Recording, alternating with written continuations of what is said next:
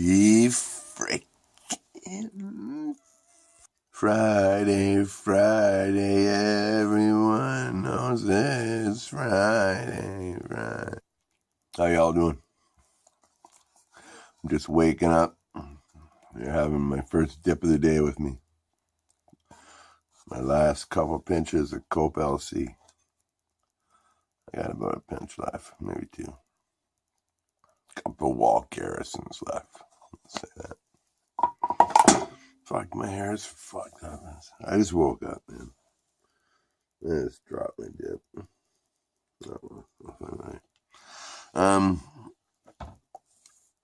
It's Friday. How y'all doing? I'm excited today because I got my gig at noon till 2. So if you can tune in to Trent Radio CFFF FM or trentradio.ca on the Simple Radio app, you can hear me play some harmonica blues at the pool hall. What's greasier than that, eh? This is like the greasiest gig I could ask for. Playing harmonica at the pool hall. But I'm really looking forward to it. I love playing this pool hall. I've been playing gigs there on and off since 1997, I think. That was when I played there first. And the owner is just a hilarious guy. And he's a politician in town. His name's Dean Pappas. And great guy. Just a great guy. And on the goods, like, you know, as far as politicians go, he's a good one. So, you know, very much for promoting the arts, stuff like that, which I always can get behind that.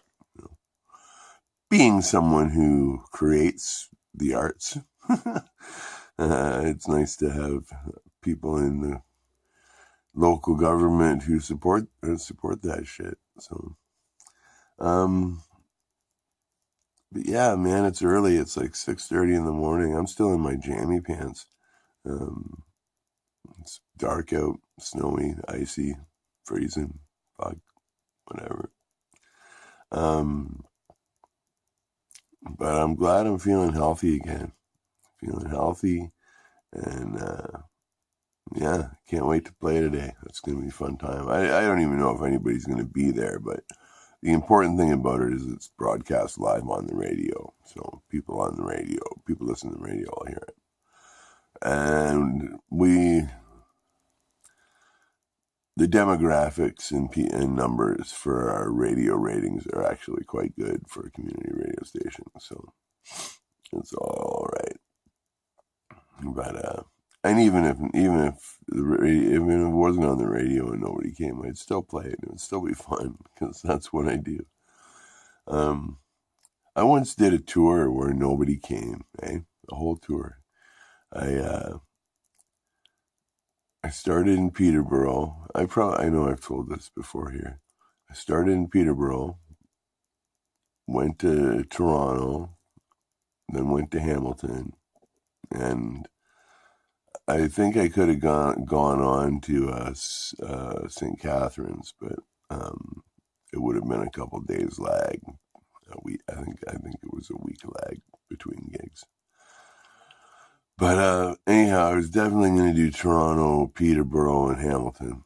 And my entire rule was the gig has to pay for itself. Like my gig in Peterborough had to buy me my ticket to get to Toronto, which had to buy me a ticket to get to Hamilton, which had to buy me a ticket to get home.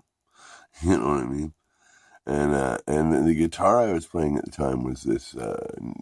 It was a replica of a National Tricone resonator with a bell brass body, a chrome-plated bell brass body. Weighed about 500 pounds, you know.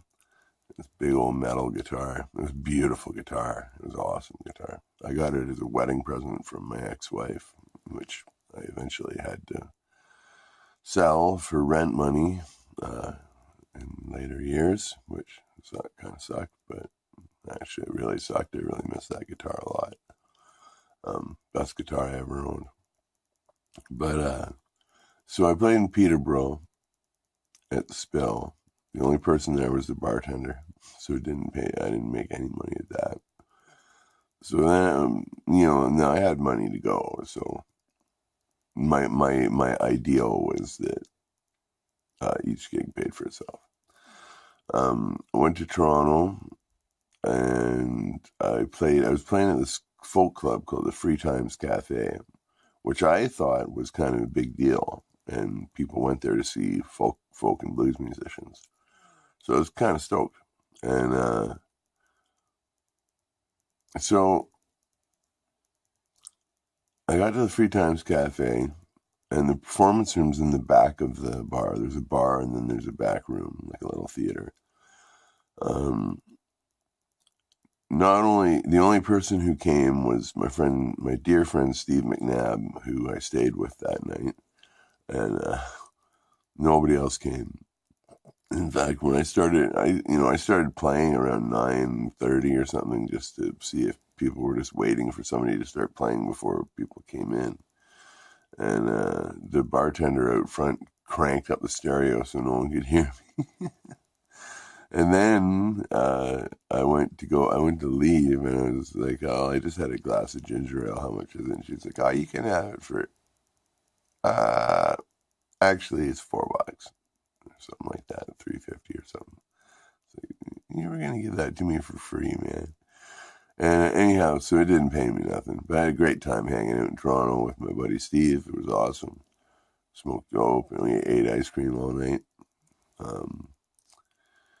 And then I went to Hamilton the next day, and I got there early in the day. Now, the gig I was playing was this bar that the Silver Hearts used to play at all the time called the Casbah. And it was really, the promoter was solid. Everything was supposed to be cool. And it was going to be this 20-band punk rock festival, which is, as I've said before, my favorite kind of gig. And so I was going to be the only solo musician at this 20-band punk rock festival, and I thought that was pretty cool. And anyway, it's Canada Day, I realize, and everything's closed. So I'm having to wander around Hamilton. I was going to go sit in the library or something.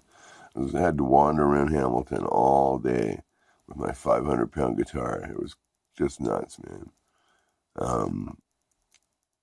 And then I get to the gig, and nobody's there. It's loaded. At the time I was there, told to be loading in, nobody's there. And then the bartender eventually comes outside for a cigarette or something, and she says, "What are you doing here? Are you playing the Silver Hearts? Are you guys playing here tonight?" And I was like, "No, I'm actually supposed to play here with 20 other bands, and obviously nobody's here other than me." And she's like, "Oh my God, nobody told you? I got postponed for 2 weeks." And she's like, "You know what? You're the only out-of-town act that was going to be on that bill." I guess she knew all about it. And you were the only out-of-town act that was going to be on the bill. And Brody, the guy who promoted it, she said he probably just forgot to call you because everybody was local, And that's what happened. And so we called Brody. Yeah, that's what happened. And he just said, pay him whatever he needs to get home, and that's what happened. So I got money to get home, at least. Anyway, that's the only money I made on the tour. And I got a free can of Coke. So there you go. Sordid tales of my musical past. The tour I did that nobody came to. All right. But hopefully somebody comes today to the gig today, because it's going to be a fun time. So until the next one, be well, stay free, have a wonderful day. Somebody dug up one of my really old harmonica videos last night and made a comment on it. So cheers for that if you see this video. That's really cool. I hadn't heard that since I made it. All right. Be awesome.